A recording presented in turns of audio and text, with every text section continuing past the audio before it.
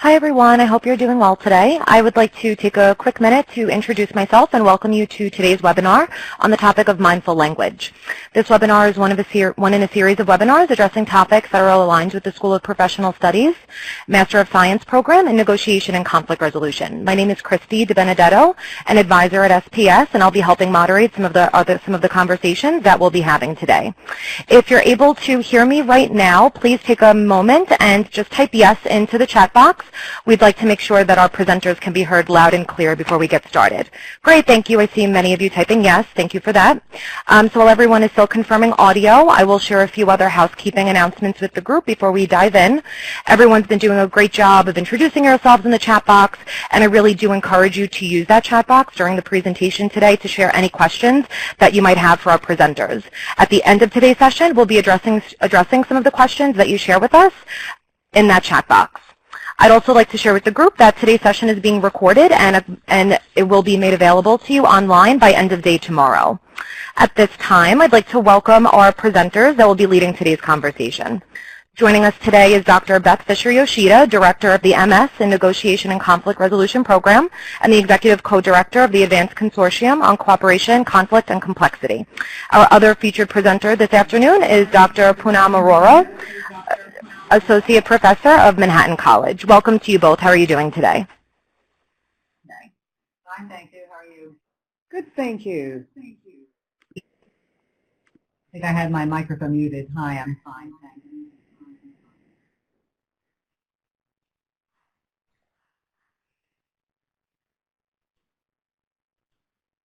Okay, so we're going to get started today. I'm not sure why there's an echo, but anyway. We'll get started, and we're welcoming you to our program on language and language that binds us. So, for the agenda, we're going to be looking at a couple of different aspects of language. We'll be looking a little bit at language and critical moments, looking at some mental models. Some of you might be familiar with the term millennials. Some of you might be in that category looking at language and millennials. Mindful choices, some different kinds of experiments and the results and how they affect language in our brains, and transforming risk, which is another way of looking at language as well. So, to get started here, we have a little bit of a complicated diagram, but I'm just going to walk you through it. So we have an interaction between A and B, and language can also be nonverbal, but we're going to be looking at verbal language right now. So typically in an interaction, A says something and then B reacts or responds to A, and then A reacts to B reacts to A, and A reacts to B, and goes on, so forth and so forth.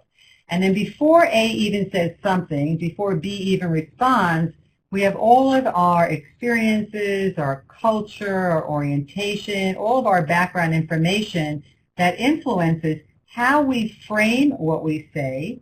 It influences and shapes the language, the words that we choose, what we choose to voice, what we choose not to voice. And even if we're not conscious of it, these are choices that we're making somehow. And then it also is a way of creating a dynamic or creating a social world that happens between people in relationship. So on the right side, we have what are called episodes.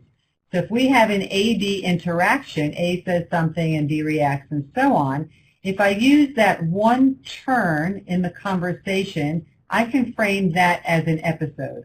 If I were going to investigate it, explore it in some way, try to understand it, I can just say, A said something, B reacts to A. What are they creating in that episode? An episode could be something as simple as one turn in a conversation. Alternatively, I may frame a couple of different interactions, and that's the second bar of the episode. I may say, well, this episode consists of A saying something, B reacting, and then A going ahead and reacting again to B's reaction to what A said earlier. Or I can say this whole transaction of a couple of different turns is a critical moment, is an episode. I can also say that maybe a whole day of interactions can be an episode. I may say this whole month. If you're a student in school, you might say this whole semester or my whole tenure in a program. So you get to choose what you're looking at that it begins and ends an episode. And the reason we would do this is if we want to explore what happened. Think about how many of you have been in situations where you're in a conversation and then you stop and pause and say, I'm wondering how we got here. How did we get to this point in the conversation? So then if you trace your steps back through that particular episode or series of episodes, you can see that. Now I'm going to take you through the critical moments. Every time there's an interaction, every time you have an opportunity to respond in whatever way you do, even not saying anything is a choice point. You have a critical moment. Some moments are more critical than others, meaning that the weight of the response is more influential on that interaction and subsequent interactions than others. So here I just highlighted a couple of critical moments. So when A said something, depending on B's reaction to it, I could say that, wow, A said something really fabulous, and as B, I'm going to build on that fabulousness and just continue a fabulous relationship. Or I can think, gee, I'm not really sure what A meant by that, so maybe I question what A meant. Or I may just have an emotional reaction and say, the nerve of A saying something like that, and then respond, and then our interaction escalates into something way beyond what we may have intended in that particular interaction. So that's just the framing I wanted you to think about now in terms of that language is consequential, and it does influence our relationships and does influence our situation with others. And I'm going to turn it over to Poonam, who's going to be taking you through some more. And then at the end, we'll come back, have a little bit of a discussion, and answer the questions that you may ask in the chat box. Okay. Hello, everyone. I'm really thrilled actually to be here to share some of my research with you and also some of the various elements of the issues that Beth just highlighted that I've been thinking about for some time now. And rather than spend more time in terms of an intro, I'm going to jump into what we actually mean by when we say language that binds us, and we can think of that sort of as a double-edged sword, because binding itself in terms of a language use has multiple meanings in this case. If you look at this, the chart that's on your screens right now, it's simply the words taken from Wall Street Journal business headlines over the first few days in May of this year, so earlier this year. And when we looked at the headlines and assimilated the main words within those headlines through a word program, you can see what some of the top terms were. And I want to highlight some of these for you: win, war, gain, dominate. What's interesting about this is that if you think about what it's setting up, is if you were given nothing else, if you were completely unaware of businesses and their transactions, and this was all you heard in terms of language, there's a paradigm it would create mentally in terms of what it is that a business tries to do or doesn't do. And it would help sort of define what it means to succeed or be sustainable within that paradigm. So in this case, clearly you want to win and you don't want to lose. It's a war, so you want to come out the victor. It's a game, so eventually, again, you want to succeed at that game, and you do so by having more and dominating. And so there's a very interesting paradigm that gets set up here. And we know from large amounts of sort of psychological research that this paradigm creates mental models. In fact, there's a wonderful sort of line by Daniel Kahneman that says solutions are limited by the language that frames the problem, and that's your third sort of bullet on this slide. And really what he's saying and what he's structuring for us is he's saying that in order for you to solve a problem, you need to first define the problem, and when you define it, you have by default limited. Given our mental sort of capacity for bounded rationality, you have limited the option set that's available to you. So let's go back a second and think about this. If we think about transactions and business world and our language and our economic activities and our livelihoods as metaphors, and the metaphors we use when we think of these aspects of our life, it's the form of war and gains, and we want to come out victors, and we have strategies and so on and so forth, then we are creating that guide for future actions. We're saying, given that this is a game, therefore we should function in the following way, which means if the referee isn't looking and I happen to cut a corner a little bit, maybe that's okay. And you can see what it sort of sets up as being acceptable and unacceptable, and therefore at some level the paradigm of right and wrong as well. Within the world in which I'm going to speak about conflict resolution and management today, it's really sort of very much from that corporate setting, in part because that is the economic engine that drives growth pretty everywhere around the world, and it's very often the kinds of mental models that we think should be applied to everything from education to governing, right? And so I want to sort of push the edge of our understanding of that mental model and what it is that it brings. So if the solution is being framed by the language that set the problem, and accounting is the language of business, that means our solutions are being framed in the terms of accounting and ledgers and wins and losses and assets and liabilities. And that creates a prescriptive language, which now is giving us a very calculative mindset. So we're saying, do the things that have a return and don't do them if they don't. Even in terms of our education, we talk about the return of investment on your degree. And is that necessarily the way to think about it? But rather than dwell on that any further, I actually want to talk for a second about this idea of what language does when we start thinking about the society in which we try and function, and what it is that we're trying to achieve at a social level, not just as individuals, but also as a group. So if we look at millennials, and as Beth pointed out, many of you are absolutely, from what I read in the chat box, sort of in that group. In 2014, Deloitte did a survey of a very large group of millennials, many thousands, and basically asked them what they thought were the 4 main challenges for the 21st century.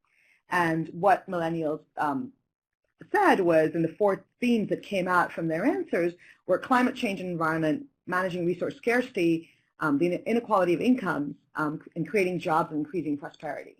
And what's interesting about this question is you can see all of these are very broad, very large, and very valid sort of issues as we move forward as an ever-shrinking globe that is learning that at some point will need to speak a common language. But what was interesting about this is when Deloitte asked these millennials, how well do you think the business world has done in sort of catering to these challenges and in addressing them? Because clearly our capital markets, our economic engines, our drivers of growth are fully capable of addressing these issues in so many other ways, although that's a conversation for a different webinar. But what the millennials said in response, which I found interesting, was that they said, actually, businesses really haven't had a positive impact in 3 of the 4. And the only one that they managed to have a positive impact in terms of creating jobs and increasing prosperity, and often that was qualified by saying increasing prosperity for the few. So really, in terms of the major of the top 3 big ones, businesses don't really impact those 3. Now, if you talk to businesses, on the other hand, they'll often speak to and point to their shareholder letters, their annual reports, and say, but this is exactly the issues that we grapple with and that we are trying to address. So now we've got a disconnect amongst the labor and the workforce and the young who actually need to fuel the economic growth of tomorrow, and the organizations that they think are setting that agenda for the economic growth, right? So there's a big sort of disconnect, and a lot of it is coming at it from the perspective of language. But there's a second place that this also frequently comes from, and if we look at that, what the millennials are talking about are issues of uncertainty, ambiguity, and ignorance. What businesses like to address is risk. So let me go back a step and sort of walk through this diagram and then come back to that statement I just made, because I think at that point things will become a little bit more clear.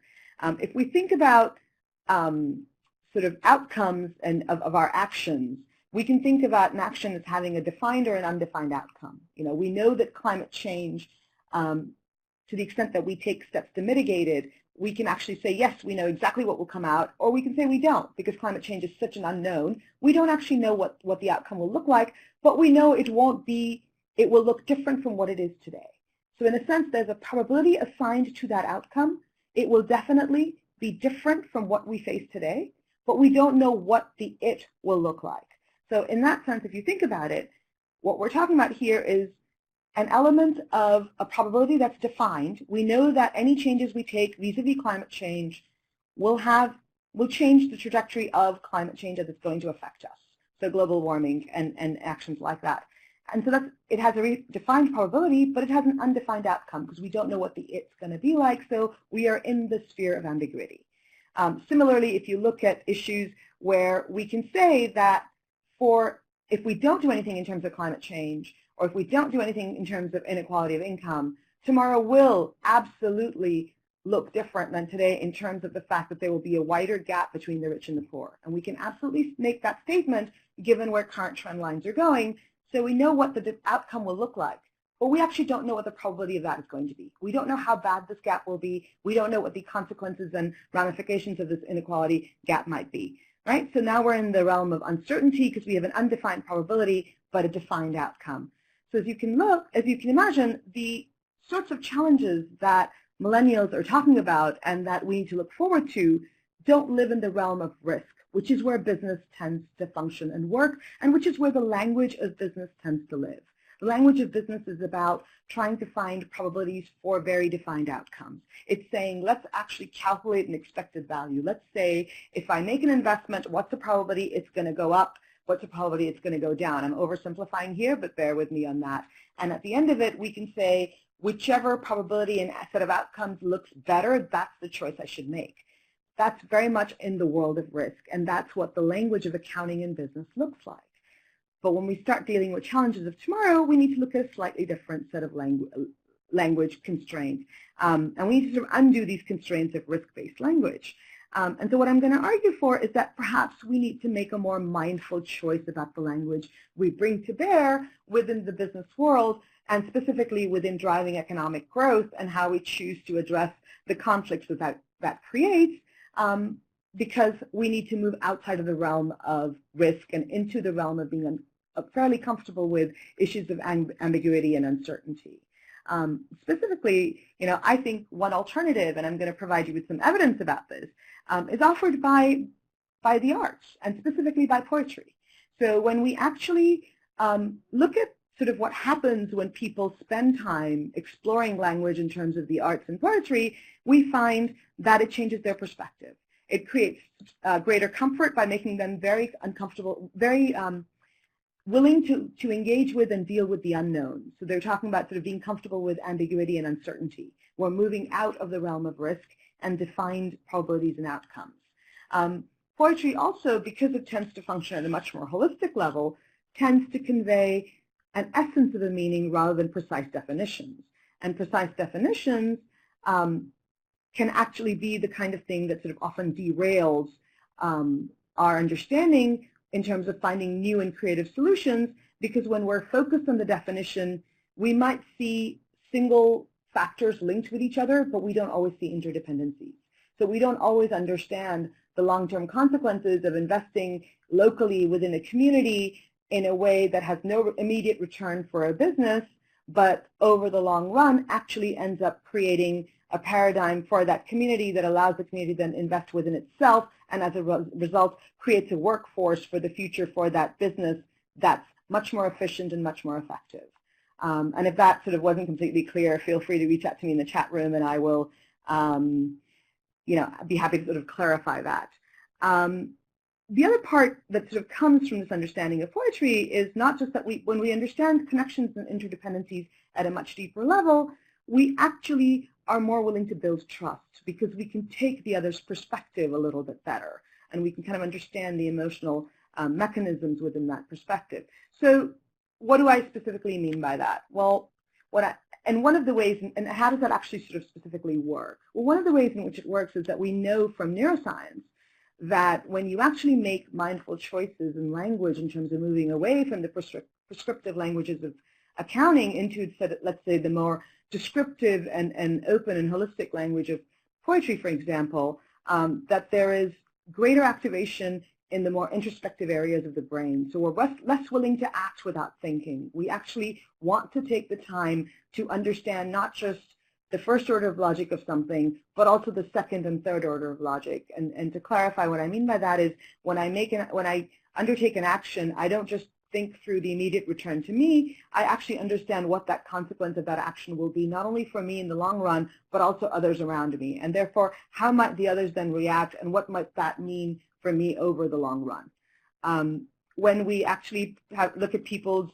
brain activations in the functional magnetic resonance imaging machines, and we look at sort of what happens when they read prose versus poetry, the areas of the brain that are activated much more with poetry are areas that actually lead to greater emotional understanding, empathy, emotional linkages, higher IQ, and so on. EQ, emotional quotient or emotional intelligence, and so on and so forth. So you can see that clearly there's a different way in which our minds at the neural level are engaging with the way we are using language and the way we sort of think about the solutions and that we frame when we use more holistic language. The example that I have here for you is something that I've actually done now for many years with accounting MBA students, and it's actually quite interesting, this set of empirical experiments that we've run. What we do in this experiment is that we take a questionnaire which consists of 15 metrics, 5 each in the areas of people, planets, and profit. So profits being the accounting language piece of it, and people and planets being the more holistic metrics of success, and 8 principles in terms of 4 that focus on shareholders and 4 that focus on stakeholders. Again, a much more narrow versus a more holistic view of business. We have our students rate and rank these metrics as well as the choices on a 7-point scale and how important they think they are, these metrics and principles are for the success of a large multinational corporation. And then we have them give us their top 3 choices, that if you could only follow 3 metrics, what 3 metrics would you follow? And we do this before the students have any awareness of what it is that we're going to do next. And the next thing that we do is actually we spend class time discussing the case study of Nelson Mandela. I'm going to make an assumption here that most people are familiar with this sort of wonderful human being, the winner of the Nobel Peace Prize, the person who sort of brought peace to South Africa and kind of unified the country. And specifically, we don't just actually talk about his life. We talk about the role of a particular poem, which is the poem Invictus, in his lifetime. And there's actually a movie of that name if you're curious, and I would suggest watching it. But let me actually put you through what it is that these students, these MBAs go through. They actually hear the poem, they read it, we discuss it, we discuss the impact it had on Nelson Mandela, and then we go back and redo the questionnaire post. They don't always remember that it's the identical questionnaire, so now we have pre-measures and post-measures.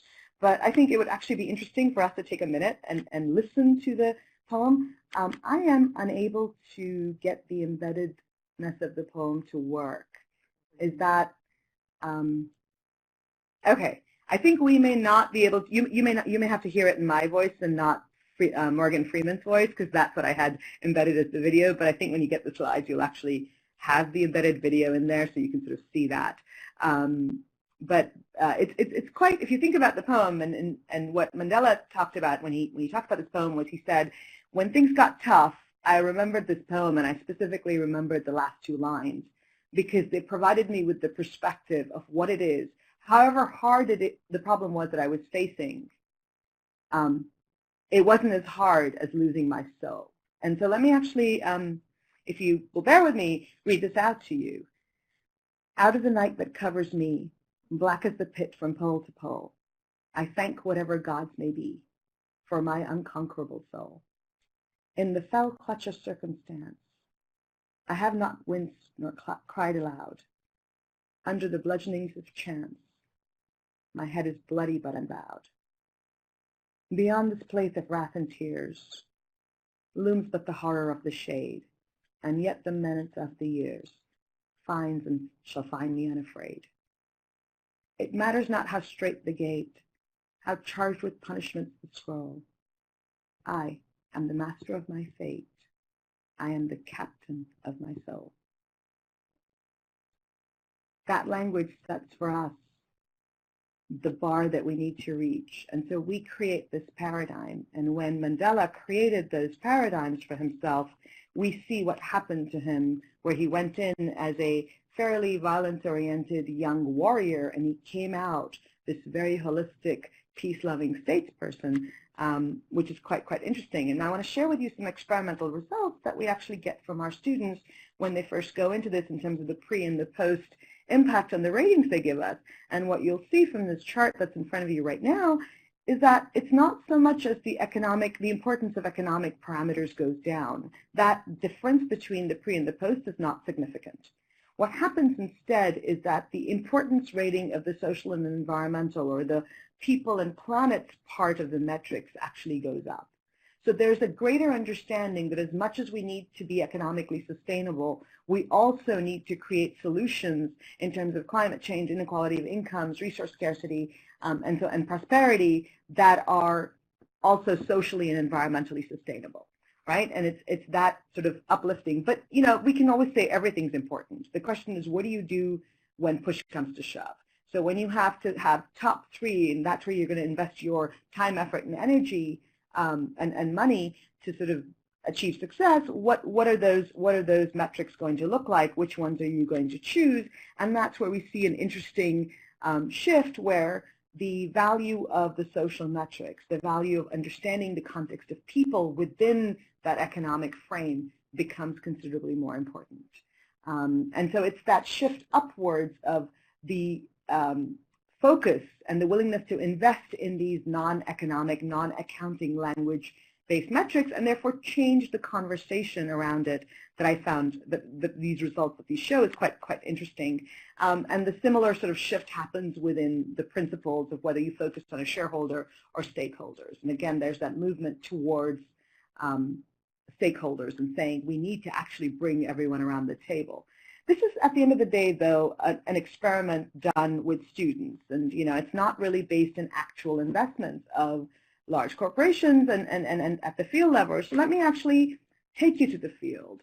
So we took a similar sort of exercise in work that we've done with agribusinesses in Argentina. And for those of you who may not be familiar with that part of the world, the Pampas region of Argentina, which used to look a lot like the bottom right-hand corner of your screen with gauchos and green sort of prairie-like land, now actually looks a lot more like the top left-hand side of your screen with rows and rows and rows of soybean plants and wheat plants. It is one of the largest agricultural food providers, commodity sort of agricultural food providers in the world. And in fact, in terms of global food security, Argentina is such a net positive that if we lose the fertility of this land, we stand the risk of having sort of a global crisis at some point. It's one of the main net food producers that we depend upon at a global scale. But the move from pasture to agriculture and to thinking of it economically and creating agribusinesses that are trying to maximize profit from this land, given climate change, has also led to a very interesting dynamic where the top right-hand and bottom left-hand quadrants of your screen have become much more common.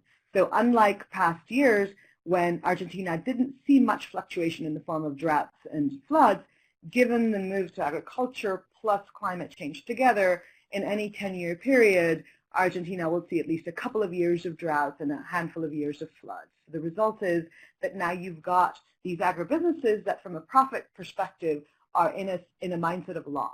They're thinking, if I don't figure out how to make enough money in 5 years over a 10-year period, I'm going to lose so much over the next 5 years when I have floods and droughts that I would actually end up losing my business.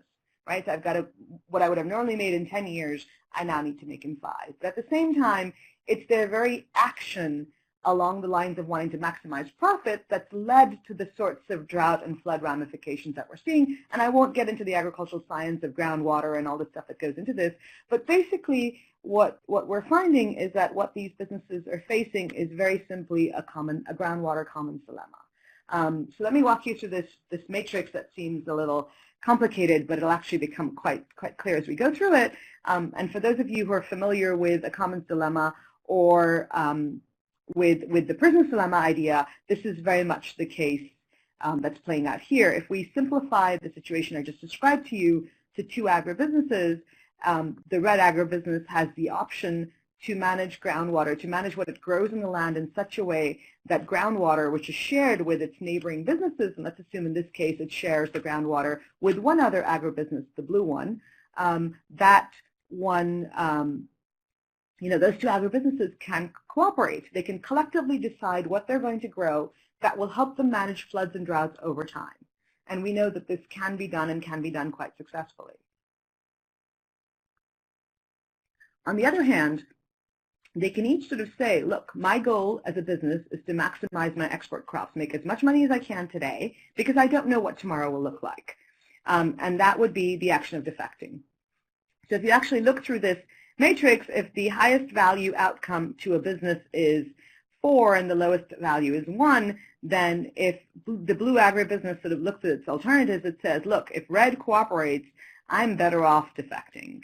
And if red defects, I'm better off defecting as well.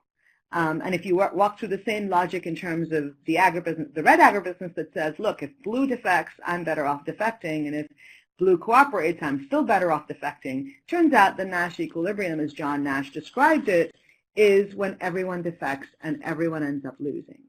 So could we somehow take this sort of language of profits and defecting and wanting to maximize my own ability to survive till tomorrow and convert that into cooperative thinking? Could we provide value that comes from actually creating connections between the two agribusinesses to change the way and the language they use to frame this?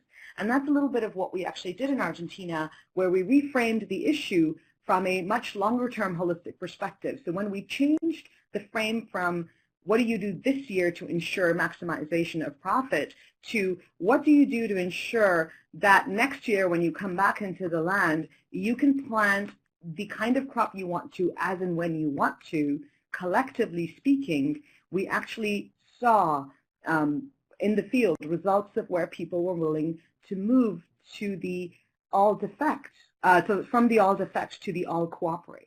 So there's a value that's created from actually having that long-term perspective and that holistic focus by changing the language of what the problem is really about. And so the problem wasn't about ensuring maximum profit this year. The problem was to ensure, how do I make sure that as a business I still exist through 2 to 3 years down the road, so as a community I can continue to employ my employees and I can continue to have land that's productive. And when we reframed it, we actually allowed for the coalitions to develop that allowed for people to work collectively. And so we ended up with a cooperative Nash equilibrium. And this is sort of interesting if you think about it, because if I bring it back to this diagram that we began with, what you do when you change the language is that you make people comfortable with ambiguity and uncertainty. And when we're more willing to be comfortable with those concepts, we're willing to explore solutions where we might not know the exact possible outcome or the exact probability associated with those, but we can certainly understand the trends and the trajectories in terms of where they might lead us. And we give up the need to then control the outcome and actually move to where we are more willing to invest in the process.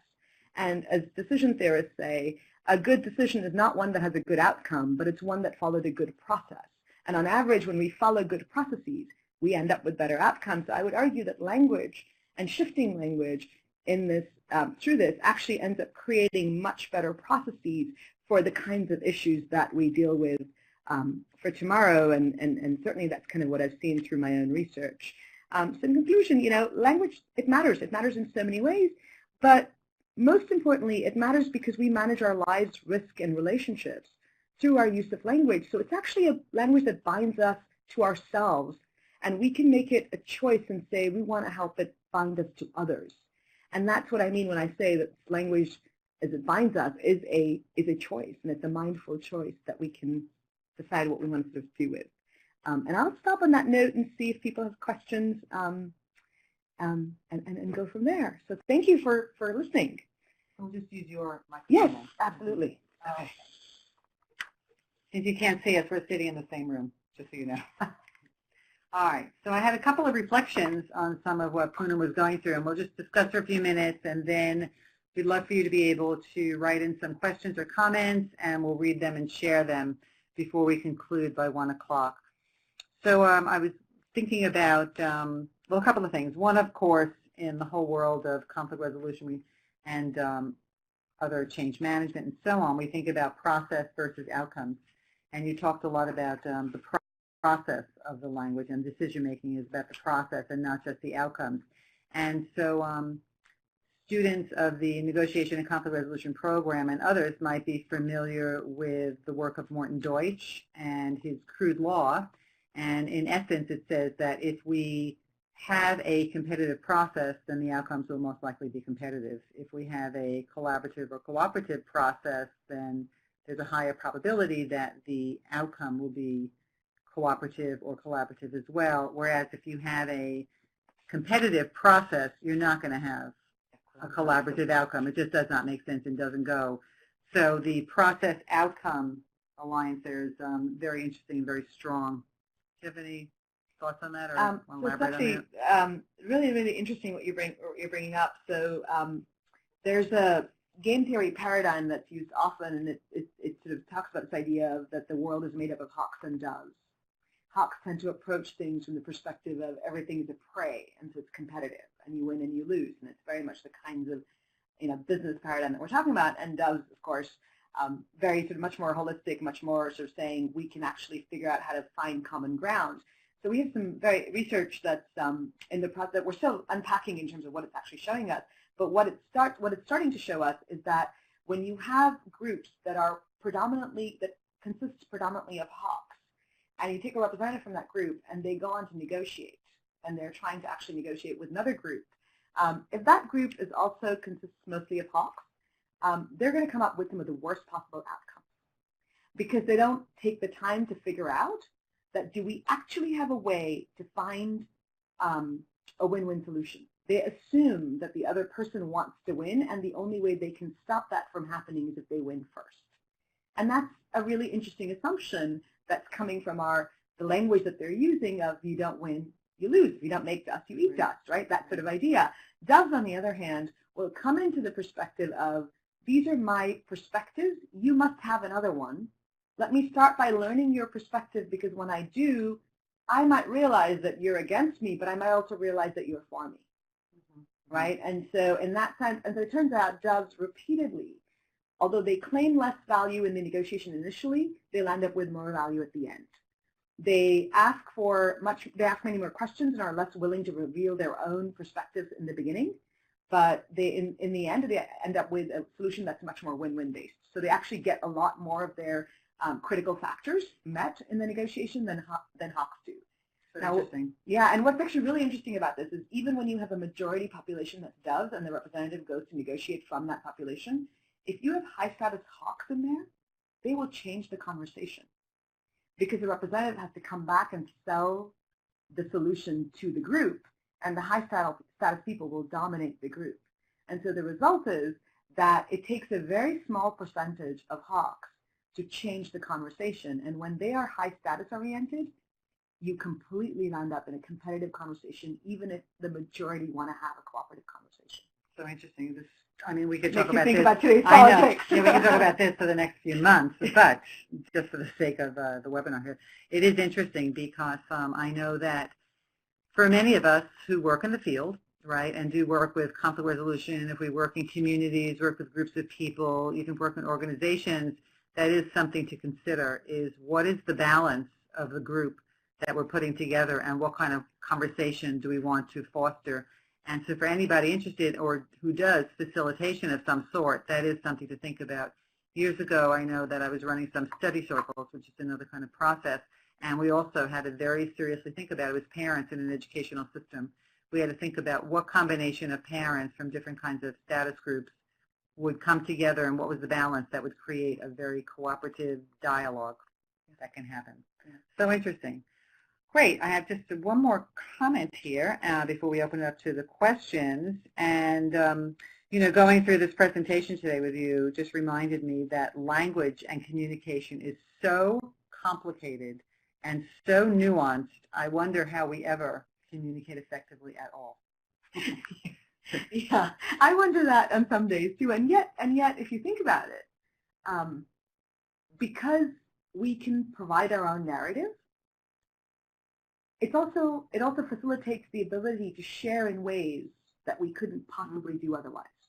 Right? It takes so little to establish that positive sharing narrative that then allows the other person to fill in the holes within the narrative themselves. And in a sense, I think that's why poetry, in a sense, does do better, because you can provide your own meanings to the same lines that I read, and I might have a very different set of meanings I'm providing to it. But if we've established the baseline as positive, both of us are building from that baseline. Right? So I think the value that it brings in being able to say, here's the baseline, now provide your own narrative. So you're right. On one hand, it's like things that completely flummoxes us. On the other hand, it's an incredible tool. It's a very interesting double-edged sword. Yeah. Very rich. Okay, so now we're going to go to the questions. I'll read the first one and then we'll answer it. Do you think it is necessary to have positive expectations regarding the actions of others, which implies believing in others' outcomes to make a mindful choice?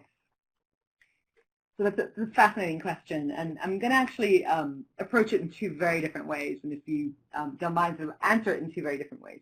The first is I'm going to answer it from the perspective of what we know from trust research, and what we know from trust research is that in experiments that have been done with the trust game, and the trust game is a paradigm that we use in controlled settings where people are put into the role of either being someone who's given an investment and therefore is an investor, and they can invest with a trustee, and the trustee now has the ability to return as much or as little of that money that was invested with them after the money grows, right? And typically in this paradigm, the investment triples. So they can just completely take you for a sucker and give you back nothing, or they can give you back half of it or a lot of it, however it sort of works out. What we know from trust research is that if you don't have prior relationship, if you come into a relationship brand new, on average, the more you trust, the more trust you get back. People reciprocate with trust.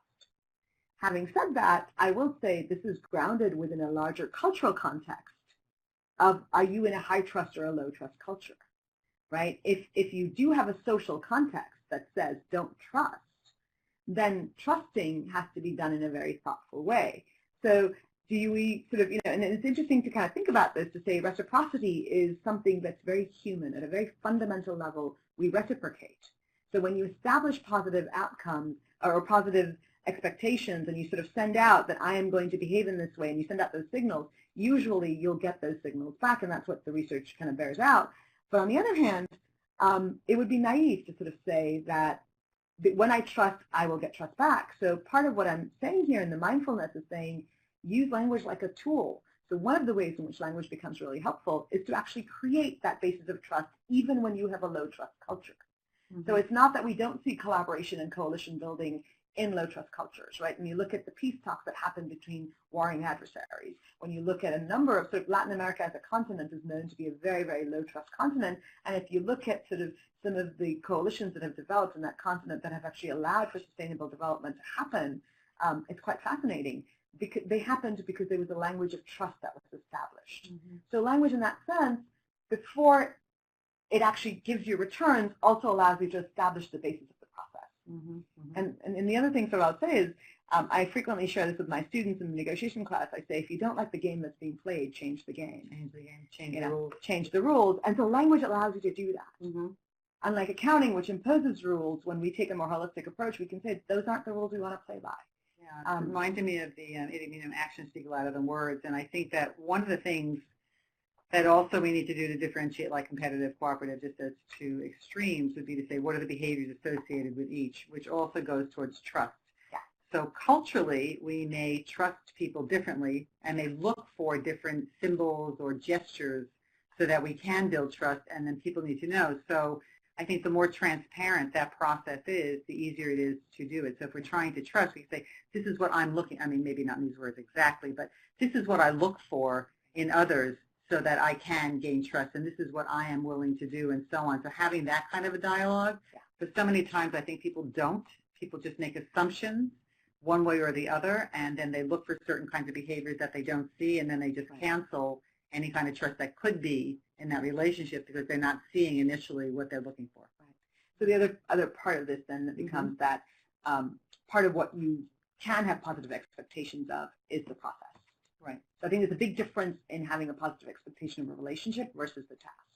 Mm-hmm. So what you can do is create trust in the process and therefore in the task, which then lets you then check for yourself as to whether or not you can have trust in the relationship. Right. Right? And it's a building block. So I think you get to that positive expectation of the mindful choice by actually going through the correct process. Right, right. Okay, how about the next question? Sure. You are speaking to business paradigm, yet these models seem related to governmental situations. I am thinking specifically of the Palestine-Israeli issue. Please comment. Yeah, that's a very minor little conflict there, right? Yeah. I guess commented in how we might apply any of these models, right?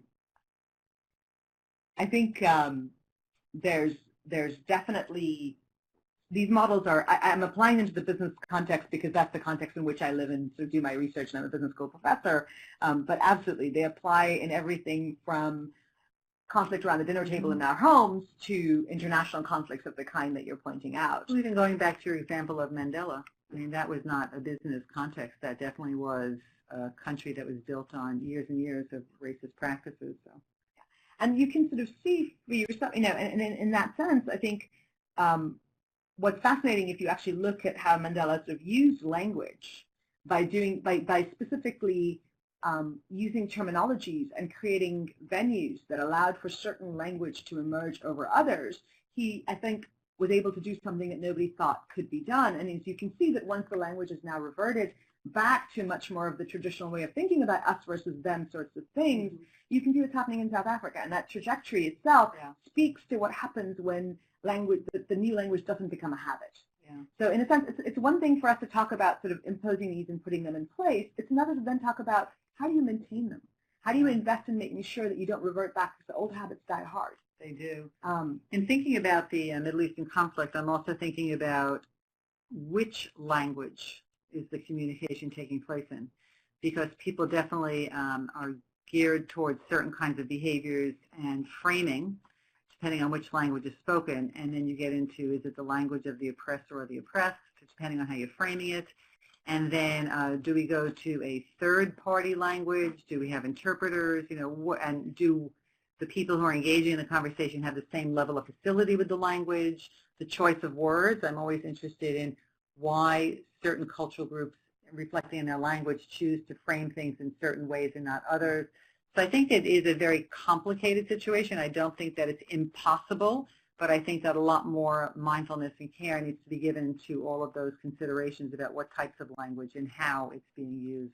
I also think that there's a mindful choice of language in terms of whether you're trying to manage the conflict or you're trying to resolve the conflict. And I think managing a conflict brings in one set of language issues because it says it's still us versus them. We just want to figure out how to survive together, as opposed to we want to actually resolve, which means we want to move from us versus them to a collective we.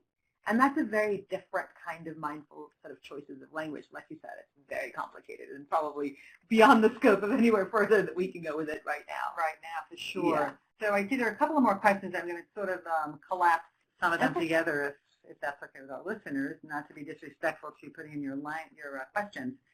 There are questions about CMM approach, that's coordinated management of meaning, which critical moments does come from. There's also the question of linking critical moments in poetry, and then about the NECR program. So Poonam did mention process and outcomes, and I wanted to connect that back to the NECR program. I did mention about conflict resolution, but we do pay very much attention to process, and we pay very much attention to process through communication and self-awareness. Those are two foundational principles of the program and what we teach, and is reflective in the field also. It's not just that we only do that here, and where did we get the idea from in the first place? So self-awareness is critical and core because you need to know who you are as an instrument of change, so that at a minimum you do no harm, but then you can do a lot of good in transforming conflict. You can do that through communication, and you can do that by continuously clarifying your communication and expanding on your communication and really being sensitive to the power of words and the power of timing and situation and who are you speaking to and what's the tone. I mean, there's so many elements that we can go through in that. And a coordinated management of meaning, or CMM, is one set of theory and practice that and has tools in it that allows us to expand and refine the quality of our communication so that we can create better social worlds, which is a principle of CMM. But Poonam, maybe you want to address the question, and then we will have to wrap it up soon, about, I think it's George Lakoff and metaphors. Do you want to read it? Because I actually don't have the whole thing Are on my you screen. familiar with, and do you see any connections of George Lakoff's work on metaphors, framing, messaging? Don't think of an elephant, metaphors we live by. Yeah. Any thoughts on how this language work could be applied to the current polarized political atmosphere in this country? It's so interesting that you say that, because I actually am in the process of finalizing a chapter for a handbook on sustained engagement. So looking at sort of it from an organizational perspective, how do you create sort of the kind of ongoing sustained engagement? And in fact, our chapter begins with a paragraph about sort of borrowing from George Lakoff's work and saying, look, when we actually, the metaphors provide us with, we as human beings are boundedly rational, which means you think of it as sort of having a certain level of blinders, right? We don't see 360. We only see as much as we see. Mm-hmm. And so that naturally puts sort of blinders, and the same thing with our attention. We can only focus on so many things. And so what these metaphors do, what these frames do, is they create that paradigm in which we can take an infinite number of variables and now say it's contained. I only have to consider these 5 variables. And I think our current political situation is exactly a function of this changing frame. And as we change the frames, you can see what variables rise in salience and importance, and therefore what it is that we want to invest time, effort, and energy in. And the way to change the conversation is to actually change the metaphors. So I would say that that's very much, you know, those sorts of issues there. And I think we think frequently of words are interchangeable. And I would say they're flexible, but they're not always interchangeable. Right, right. And I think that's an important difference to sort of keep in mind. Yeah. So in terms of metaphors as well, metaphors are kind of a window into how a person thinks and how a person frames things. And an activity that's interesting to do that we have done in the program and in other classes and other programs is if you are a person who is in the field of conflict resolution, then what are the metaphors you might use to describe your work? And so depending on the kind of metaphors, and people have nurturer, caregiver, gardener, you know, all these different kinds of metaphors, it gives you a whole insight into the way this person approaches the work they're doing and so on. So yeah, going back to your hawk-dove example too, I think there are a lot of metaphors around that, even the use of the word hawk and dove, right, kind of to portray right, certain behaviors. I find it fascinating that organizations will assign titles to people that reflect the culture they want to create. Right? So are you a teammate or are you a boss? Yeah. Are you a supervisor or are you a, you know, feedback giver, for lack of a better term at the moment? Or are you frontline? Right? What does that mean? Exactly, exactly. Are you support and service, or are you lead customer, you know, advocate? Yeah. Right? Yeah. Which one are you? Like, where are you in the hierarchy, and therefore what trade-offs should you be making? Right. Because how much power do you have? And we know that status and hierarchy immediately determine people's comfort with risk and ambiguity and uncertainty. The higher the status, the more willing you are to take on ambiguous and uncertain situations. So as you can see, we can talk about this topic endlessly, but I do want to thank Poonen for being our guest today on today's webinar. Thank you, everybody, for listening. Thank Christy, you. would you like to close it? Yes, thank you so much. I'd like to thank everyone for participating this afternoon. A quick reminder that we will be sending you a recording of this webinar with the presentation by end of day tomorrow. If you have any questions about what you've seen or heard today or about our program, please feel free to be in touch. Thank you all for your time and have a great rest of your day.